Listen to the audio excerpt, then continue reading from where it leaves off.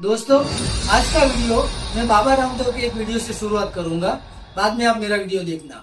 बाबा रामदेव के वीडियो में उसने सर्वाइकल कैंसर के बारे में बताए गए कारण में से एक भी कारण मेरे वीडियो में नहीं देखने को मिलेगा। तो एक समझदार ऑडियंस के तौर पे आपको ही डिसाइड करना है कौन कितना सही, कौन कितना गलत। एक तो महिलाओं में जब पीरियड स्टार्ट होता है, उसके बाद जब मेनोपॉज होता है, पीरियड के दरमियान, फिर प्रेगनेंसी के दरमियान बहुत से चेंजेस और चैलेंजेस दोनों का सामना करना पड़ता है महिलाओं को। ऐसे में जरा सा खान पान बिगड़ा, जरा सा पोल्यूशन ज़्यादा बढ़ा और दिक्कतें बढ़ी, तो उसके दरमियान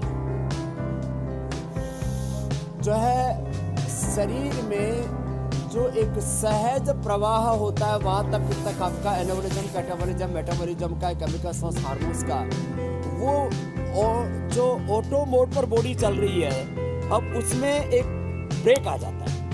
अब इसी को मैं बोलता हूँ undiscipline growth of cells and undiscipline breaking of cells. ये जो इनडिसिप्लिन आता है, indiscipline breaking of cells and indiscipline growth of cells, ये ही जो है वो कैंसर बन जाता है। मैंने कैंसर को बैक्टीरिया वायरस नहीं है। नमस्कार, कैसे हो दोस्तों? आज का वीडियो बहुत ही इंटरेस्टिंग होने वाला है। दोस्तों, सर्वाइकल कैंसर का वीडियो चालू करने से पहले भारत के फाइनेंस मिनिस्टर निर्मला सीतारामन का संसद में दिया गया यह बयान हम सुनते हैं। Cervical cancer vaccination. Our government will encourage vaccination for girls in the age group of 9 to 14 years for prevention of cervical cancer. दोस्तों, बॉलीवुड की अभिनेत्री पूनम पांडे का डेथ वाले प्रांग के बारे में सबने सुना ही होगा। Hi everyone, it's Poonam. I'm sorry I've caused this tear and I'm sorry to those whom I've hurt. My intention? To shock everyone into the conversation that we are not talking enough about, which is cervical cancer. Yes, I faked my demise. Extreme, I know. But suddenly we all are talking about cervical cancer, aren't we? It's a disease that silently takes your life. And this disease needed the spotlight urgently. I'm proud of what my death news has been able to achieve. And for those who have questions for me, I will see you live on Hotfly. दोस्तों, Hollywood की television star Z गुडी, American actress pollen रोज, Uruguay को miss world के लिए represent करने वाली Sarika D आर्मोस और भारत की television actress टोली सोहे जैसे कई सारे सेलिब्रिटी की मौत सर्वाइकल कैंसर की वजह से हुई थी। तो सर्वाइकल कैंसर की चारों ओर इतनी चर्चा क्यों हो रही है, चलो जानते हैं। क्या आप जानते हो सर्वाइकल कैंसर दुनिया का एकमात्र कैंसर है जिसको हम रोक सकते हैं? क्या आप जानते हो सर्वाइकल कैंसर का निदान मोस्टली 3rd और 4th स्टेज में होता है, तो उसको प्री कैंसर और पहले और दूसरे स्टेज में हम कैसे पकड़ सकते हैं? क्या आप जानते हो भारत में हर साल अप्रोक्सीमेटली 1 लाख महिलाओं की मौत सर्वाइकल कैंसर की वजह से होती है? क्या आप जानते हो कि पूरी दुनिया में महिलाओं में सर्वाइकल कैंसर से होने वाली मौत में 33% महिलाएं भारत की होती है? 2022 के सर्वे के मुताबिक पूरे एशिया में सबसे ज्यादा सर्वाइकल कैंसर के केस भारत में थे। क्या आप जानते हो कि जनवरी माह सर्वाइकल कैंसर अवेयरनेस मंथ के तौर पे कंसीडर किया गया है? क्या आप जानते हो सर्वाइकल कैंसर के लिए HPV वैक्सीन पुरुषों में भी रख सकते हैं? क्या आप जानते हो कि सर्वाइकल कैंसर से रिलेटेड कितनी सारी गैर मान्यता समाज में प्रचलित है? तो सबसे पहले हम सर्विक्स के बारे में समझते हैं। सर्विक्स का मतलब होता है गर्भाशय का मुख, जो यूट्रस और वजाइना को जोड़ता है। सर्विक्स की पोजीशन बहुत अंदर की वजह से होने से महिलाएं एवं जब तक गायनेकोलॉजिस्ट उसको स्पेक्युलम से निरीक्षण नहीं करे तब तक वो लोग सर्विक्स को देख नहीं सकते। तो जो रेगुलर स्क्रीनिंग करने में न आए तो सर्वाइकल कैंसर 3रे और 4थे स्टेज में फैल जाता है। अब हम HPV वायरस के बारे में समझते हैं, जो सर्वाइकल कैंसर का मुख्य कारण है।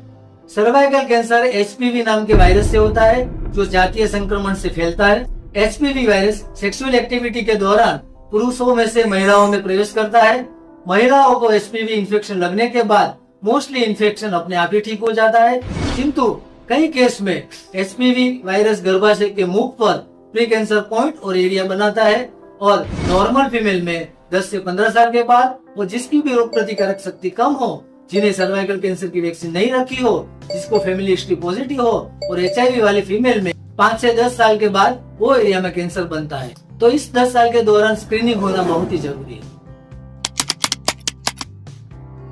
सर्वाइकल कैंसर के शुरुआत के दौर में फाउल स्मेलिंग वजाइनल डिस्चार्ज, मासिक चक्र में गड़बड़ी, मासिक चक्र के बीच में ब्लीडिंग और एब्नॉर्मल डिस्चार्ज, रिलेशन के बाद बहुत दर्द और ब्लीडिंग होना और वीकनेस महसूस करना जैसे लक्षण पाए जाते हैं। जब कैंसर बढ़ जाए तो back pain, pelvic pain, leg pain, पाँव में सूजन होना, भूख बिल्कुल कम हो जाना, वजन कम हो जाना, सांस फूलना, संडास पेशाब में कंट्रोल खो देना, सर्कुलेशन और लिम्फेटिक सिस्टम के द्वारा शरीर के अन्य भागों में कैंसर फैलता है और वहां पर भी कैंसर की गांठ बनती है। जो फैमिली में अन्य महिलाओं को आगे सर्वाइकल कैंसर हुआ हो, जिसकी भी रोग प्रतिकारक शक्ति कम हो, जिसने सर्वाइकल कैंसर की वैक्सीन नहीं ली हो, HIV वाली महिलाओं में 6 गुना जोखिम बढ़ जाता है। यंग एज में सेक्सुअल एक्टिविटी करना और प्रेगनेंसी रखना, मल्टीपल मेल पार्टनर के साथ रिलेशन रखना जैसे केसों में सर्वाइकल कैंसर की पॉसिबिलिटी बढ़ जाती है। उसका सबसे पहला कारण यह है कि भारत में सर्वाइकल कैंसर का स्क्रीनिंग बहुत ही कम देखने को मिलती है। HPV वायरस और जातीय रोगों की चर्चा और अवेयरनेस बहुत ही कम है। HPV वैक्सीनेशन बहुत ही कम है। भारत में शिक्षण का प्रमाण बहुत कम है। भारत में लोगों को हेल्थ के पीछे खर्च करने की क्षमता और मानसिकता बहुत कम है। भारत की ओर से जरूरी कदम नहीं लिए जाते हैं। छोटी उम्र में शादी होना, छोटी उम्र में प्रेगनेंसी रखना जैसे कई कारणों की वजह से भारत में सर्वाइकल कैंसर ज्यादा होते हैं। WHO ने 2030 तक पूरी दुनिया में सर्वाइकल कैंसर एलिमिनेशन मीन्स नाबूदी का अभियान छेड़ा है, जिसमें भारत सरकार का बहुत ही अच्छा अप्रोच देखने को मिला है, जिसमें 15 साल से पहले 90% केस में फीमेल में HPV वैक्सीन रखना और 35 से 45 साल की महिलाओं में 70% केस में स्क्रीनिंग होना बहुत जरूरी है। स्क्रीनिंग का मतलब महिलाओं को कोई भी लक्षण न दिखते हो फिर भी उसको सर्वाइकल कैंसर है या नहीं है उसका तपास करना।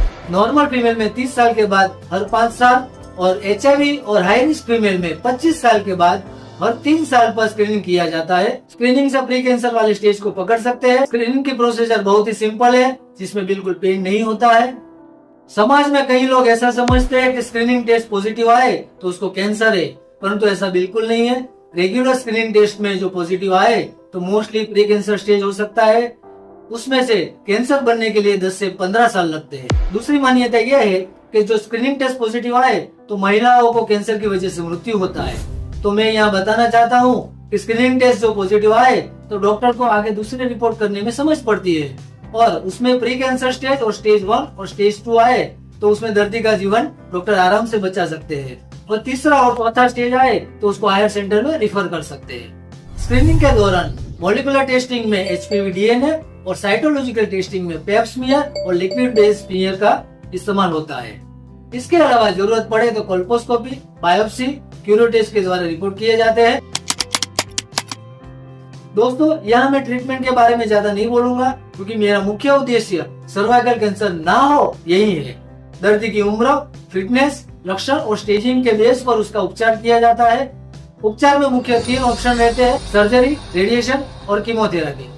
सर्जरी में कॉन बायोप्सी, सिंपल हिस्टेक्टोमी जिसमें गर्भाशय और गर्भाशय का मुख को निकाला जाता है, और रेडिकल हिस्टेक्टोमी जिसमें पूरा गर्भाशय, गर्भाशय का मुख, अंडवाहिनी, अंडकोश और आजू बाजू के लिम्फ नोड और जरूरत पड़े तो अफेक्टेड टिश्यू निकाले जाते हैं। नियंत्रण में सबसे पहले जरूरी है HPV वैक्सीन। HPV वैक्सीन कई तरह की होती है। HPV वायरस के 16 और 18 टाइप एवं 6 और 11 टाइप कैंसर के लिए जिम्मेदार है।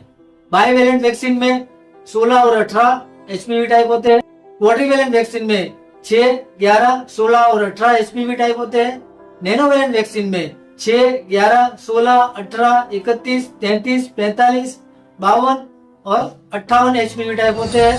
WHO की गाइडेंस के मुताबिक 9 से 14 साल में HPV वैक्सीन के 2 डोज रखे जाते हैं और दोनों डोज के बीच में 6 महीने का अंतर होता है। कई सारे डॉक्टर 9 से 14 साल में 3 डोज रिकमेंड करते हैं, जिसमें पहले डोज के 2 महीने के बाद दूसरा डोज और तीसरा डोज दूसरे डोज के 4 महीने के बाद रखा जाता है, जिसको 0 to 6 मंथ कहते हैं। उसी तरह 15 साल से ज्यादा उम्र में 3 डोज 0 to 6 दिए जाते हैं। 15 साल से पहले वैक्सीन रखने से फीमेल में ज्यादा इम्यूनिटी बढ़ती है, ज्यादा एंटीबॉडी बनते हैं और ज्यादा फायदा होता है। प्रेगनेंसी में HPV वैक्सीन नहीं रखी जाती है। मानो कि कोई फीमेल ने 1 या 2 डोज लिया हो और उसको प्रेगनेंसी रह गई, तो जब तक प्रेगनेंसी कंप्लीट नहीं हो जाए तब तक बाकी के डोज नहीं रखे जाते हैं, और जैसे ही प्रेगनेंसी खत्म हो जाए तो बचे हुए डोज उसको रखे जाते हैं। उसके लिए वापस से उसको रिस्टार्ट करना नहीं पड़ता है। इस वैक्सीन की कोई भी साइड इफेक्ट देखने को नहीं मिलती है। इनसे शरीर के विकास, इनफर्टिलिटी का लेवल और हार्मोन के लेवल में कोई गड़बड़ी नहीं होती है। एचपीवी वैक्सीन का सक्सेस रेट 95% से ज्यादा है। कई सारे देशों में एचपीवी वैक्सीन मेल्स में भी रखी जाती है, जिससे उसको संडास पेशाब की जगह पर वार्ड्स और कैंसर नहीं होते हैं, और वो आगे जाकर फीमेल में एचपीवी वायरस नहीं फैलाते हैं। तो बात अभी पैसे की और समझ की करते हैं। मुझे कमेंट बॉक्स में जरूर से जवाब चाहिए।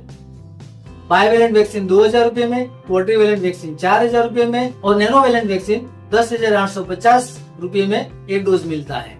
तो 9 से 14 साल की कन्याओं में 2 डोज कंसीडर करें तो उतने रुपये खर्च करके आप अपनी बेटियों को वैक्सीन दिलवाओगे। जो आपका जवाब हाँ में होगा तो मेरा वीडियो लाभदायक रहा ऐसा मैं प्रतीत करूंगा, किंतु जो आपका जवाब ना में होगा तो मैं उसको पैसों का और समझ का अभाव गिनूंगा। जो यही वैक्सीन गवर्नमेंट आरोग्य केंद्र में फ्री में मिलेगी तो आपका जवाब क्या होगा? जो आपका जवाब हाँ होगा तो मुझे अच्छा लगेगा, किंतु अब भी आपका जवाब ना हो तो मैं उसको समझ का अभाव गिनूंगा। भगवान बचाए। तो WHO के 2030 के सर्वाइकल कैंसर एलिमिनेशन के गोल तक पहुंचने के लिए कम्युनिटी का सपोर्ट होना बहुत जरूरी है।